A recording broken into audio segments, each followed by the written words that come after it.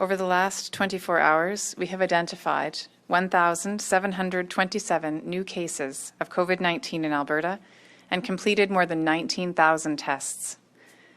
In schools, there are currently active alerts or outbreaks in 426 schools, or about 18% of all schools in the province. Currently, these schools have a combined total of 1,701 active cases. This number includes 108 schools currently on the watch list. As the Premier noted, there are 654 people in hospital with COVID-19, including 112 who have been admitted into the ICU. This includes 357 COVID patients in Edmonton hospitals alone, with 66 in the ICU. As you know, in late October, Edmonton Zone postponed approximately 30% of non-urgent scheduled surgeries in order to respond to rising hospitalizations and ICU admissions. The Royal Alexandra Hospital is currently providing care for 102 COVID-19 patients. With 13 units on outbreak or watch, the site has decided to place the entire facility on watch status. This is a precautionary measure which brings enhanced measures to every unit not on an outbreak. Our hospitals, including the Royal Alex, continue to be safe places to receive care, but I know that staff and physicians are working under incredible stress. Today, the Edmonton Zone will also enact additional measures. These will help ensure there is space to care for the critically ill patients who require care, both now and in the coming weeks. These additional measures include postponing as much as 60% of non-urgent scheduled surgeries that require a hospital stay. Surgeries will continue for major and minor trauma, urgent cancer, cardiac, and vascular cases. Diagnostic imaging or other clinical support services could be reduced by as much as 40%. Ambulatory visits and procedures will also be reduced as needed to support the rising demands we are seeing. AHS will be in touch with anyone whose surgery or appointment is affected by these changes. These steps are yet another reminder of why today's restrictions are needed and how COVID-19's impact reaches far beyond those who test positive. Sadly, there were also 9 deaths related to COVID-19 reported to us in the past 24 hours.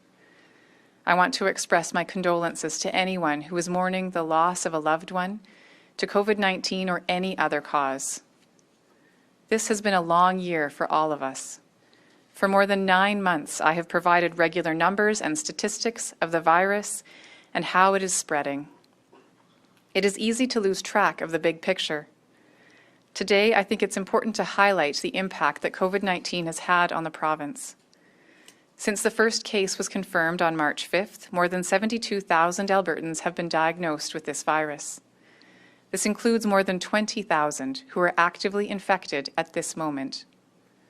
If you gathered everyone who has been diagnosed with COVID-19 together, it would be the 5th largest city in Alberta. 1 in 3 people have now been tested at least once, and we are approaching 2.4 million tests done. 2 months ago, on October 8th, our positivity rate was just 1.34%, and we had just 184 new cases across the province. Today, our positivity rate is 9.41%, and our 7-day average of new cases is 1,785. There have been outbreaks in almost every type of group setting: parties, family dinners, sports cohorts, long-term care facilities, schools, hospitals, workplaces, and supportive living facilities, just to name some examples. We have seen the virus touch every region and every age group. Our youngest reported case was less than 1 year old, and our oldest was 108. Many of those who've recovered have faced lingering side effects and serious outcomes. Most tragic of all are the 640 lives that have now been lost to this virus. Every case is a person, and every hospital or ICU admission is a patient who needed care. We are all at risk of COVID-19. We are all impacted by the toll it is taking on our health system. I know that the restrictions announced today will have a significant impact on the lives of many Albertans, all of whom have already faced a very challenging year. I also know that we all want to move to a time when restrictions are not necessary and our health system is not at risk. The quickest path to getting there is by all of us embracing these restrictions for at least the next 4 weeks. I know it is hard, but I ask you to be diligent, to be patient, and to keep going. I urge all Albertans to focus on how you can fully embrace the details and the spirit of these restrictions. We need to go above and beyond to keep ourselves, our families, and our communities safe. It is going to take each and every one of us doing everything we can to bend the curve and reduce the strain on our healthcare system. I want to thank Albertans for the sacrifices you have made over the last 10 months. I know the vast majority have worked incredibly hard to protect each other. Today we are asking you to do even more, and while that may feel overwhelming, it is what needs to be done.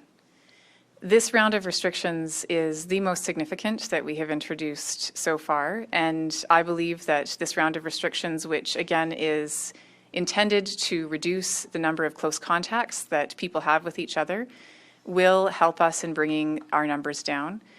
We know when we've seen other jurisdictions, we can look at, for example, Israel, which had a significant outbreak earlier this fall.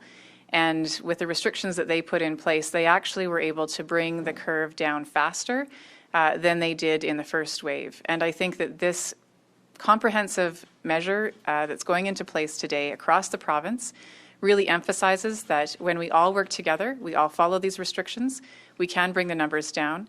The target is not 0 COVID cases, but we must get our cases low enough that we are not going to be putting the health system at risk.